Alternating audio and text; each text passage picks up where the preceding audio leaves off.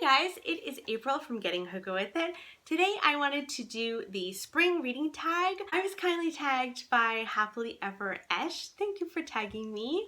And I thought this would be a fun tag to do at this time. It's feeling very springy. The sun is out here and the snow has nearly gone away. So I'm ready for spring. Let's dive in. The first question is, what books are you most excited to read over the next few months? For me, I have a few books actually. I'm really excited to read Emma by Jane Austen. I can't believe that I haven't read Emma yet, but that has been on my list for a very long time now, and I think it's finally time to read it. I also really want to read The Women in the Castle. That is a new release that's historical fiction, and I've got it on my Kindle right now and I cannot wait to dive in. And then the other book that I've been really wanting to read is The Name of the Wind. I've heard only amazing things.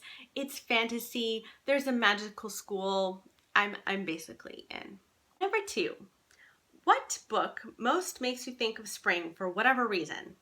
For this, I would have to say The Secret Garden. This is a children's literature book, and it follows this young girl whose parents have passed away. She had been raised in India, and they've passed away, so she now needs to go and move back to England and live with her uncle. And she doesn't see much of her uncle, but she does spend a lot of time in the garden. It's about her connection with nature and spending time outside with her cousin and solidifying that relationship.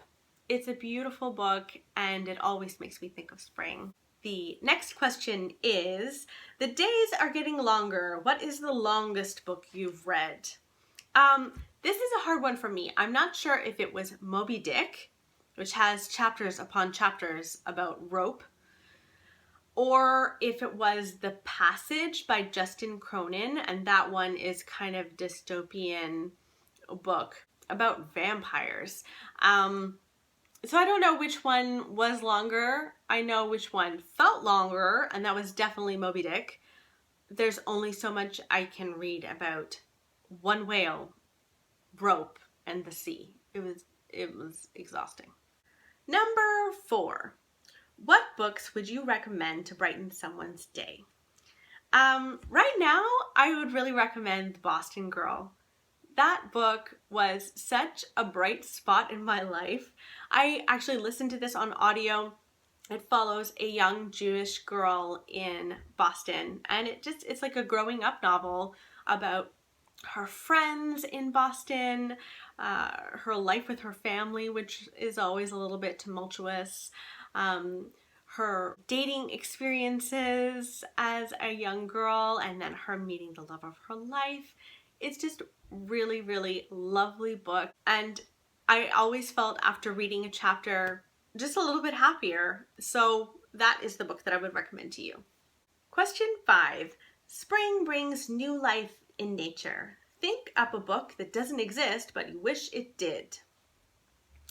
So I would want to read another book by Josh Malerman. He wrote Bird Box. If you haven't read Bird Box yet and you like horror, I highly recommend Bird Box. This follows a world in which there is something outside, and when people see that something outside, they lose their minds, they kill other people, and they most definitely kill themselves. So people have to walk around blindfolded, essentially. So this woman has been living in this house for a really long time. She has 2 children with her, and she's got to leave, and she's heard that there's a safe haven down the river. So she grabs her kids, puts blindfolds on them, puts a blindfold on herself, and starts to row down the river in the hopes of finding the safe haven. It was really scary. So the book that I would really like to read is kind of like not a follow-up to it, but I'd like to read about that safe haven. I'd really like to find out about like how those characters formed the safe haven, the experiences they had leading up to that, which would always be creepy. And yeah, just the the mix of interesting characters that we might meet at that place. Number 6. Spring is also a time of growth. How has your reading changed over the years? I definitely read more. I had like a really big lull after university. I studied English literature, and I think a lot of English lit grads have this problem where like they've read so much that they're just like, I'm done. And also you've analyzed so much, you're not just enjoying a book. You've got to dive into like the symbolism of things and characterization, and all of these things can become a little bit heavy. At least it did for me. So I had this big old lull after university. And then when I did get into reading again, I reached a lot for nonfiction, and I didn't read a lot of fiction. So I have started reading a heck of a lot more fiction in the last couple of years, which has been so nice. It's so nice to escape a little bit. And I've also started reading a lot more science fiction, which is different for me. I'm liking it. Number 7. We are a couple of months into the new year. How's your reading going? It's going really good. I have read 27 books so far. I had set myself a goal to read, I think it was 52 books for 2017, and I think I will definitely be surpassing that. I might have to up the ante for next year's Goodreads goal, but I don't mind having my standards kind of low so that I always feel like I'm winning. But yeah, it's going really well, and I've found that I've read a lot of like 4- and 5-star reads this year, so I'm very impressed.